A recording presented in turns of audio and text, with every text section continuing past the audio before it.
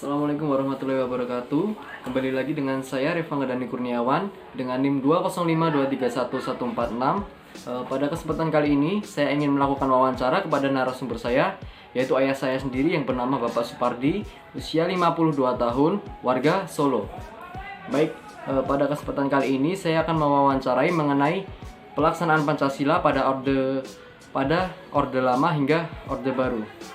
Baik Bapak, mungkin bisa dijelaskan secara singkat mengenai pelaksanaan Pancasila pada orde lama hingga sekarang.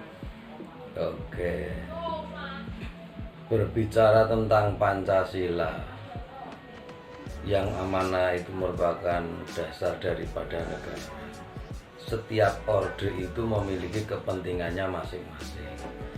Dan karena itu merupakan suatu kesepakatan semua warga negara Indonesia tentang Pancasila, otomatis negara berusaha menciptakan, melaksanakan Pancasila itu sendiri. Cuma pada kenyataan di lapangan pasti ada kendala-kendala dari rakyat yang antara setuju dan tidak setuju, itu yang wajar. Seperti contoh, ada di dalam orde lama, walaupun itu saya mendapatkan dari ilmu pelajaran sejarah, pendidikan di bangku sekolahan, dan cerita-cerita dari para sepuh-sepuh dulu, itu salah satunya memang ada beberapa kelompok masyarakat atau ormas yang menginginkan mengganti ideologi negara dari Pancasila menjadi ideologi yang lain. Ada yang bersifatnya itu Marxis komunisme, ada yang sifatnya keagamaan, yaitu antara lain merubah DI dan TI, itu juga ada. Tetapi semuanya itu bisa dikendalikan oleh kesepakatan, persatuan dan kesatuan. Maka kembalilah Pancasila itu tetap menjadi ideologi negara Indonesia. Menuju orde baru di tahun 70-an, mulai dari pendidikan sampai Presiden Soeharto itu, sampai lengsernya, semua kepemerintahan menginginkan keadaan itu kondusif. Semua pemerintahan menginginkan kebaikan rakyatnya. Cuma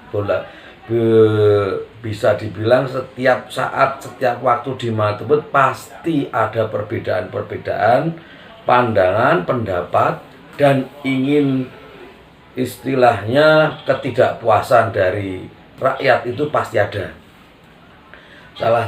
Tetapi untuk menguatkan pedoman Pancasila itu sendiri kepada rakyat di zaman Orde Baru, di zaman Soeharto, itu ada beberapa istilahnya penekanan-penekanan untuk mengenalkan lebih jauh tentang Pancasila itu sendiri. Salah satu contoh program-program yang dibuat oleh Orde Baru yaitu pelaksanaan penataran P4, yang mana itu berusaha menanamkan butir-butir Pancasila, penghayatan Pancasila, pengamalan Pancasila kepada lapisan masyarakat. Dan itu dibiayai negara dengan adanya yaitu pendidikan P4. Nah, jadi itu ada kayak seperti kursus pakai 24 jam, pakai 36 jam, itu ada. Dan di sekolahan, di dalam pendidikan, sistem pendidikan nasional kita, di situ dicantumkan juga namanya mata pelajaran yaitu PMP. Nah, Pendidikan Moral Pancasila. Itu bagus sebagai pengganti dari budi pekerti. Itu diajarkan beberapa pengamalan tentang Pancasila. Dan sebenarnya Pancasila sendiri itu tidak bertentangan dengan agama Islam. Karena apa? Pancasila sendiri itu dari sila ke-1 sendiri itu adalah ketuhanan yang Maha Esa. Itu sudah dasar dari Islam sendiri. Apa itu?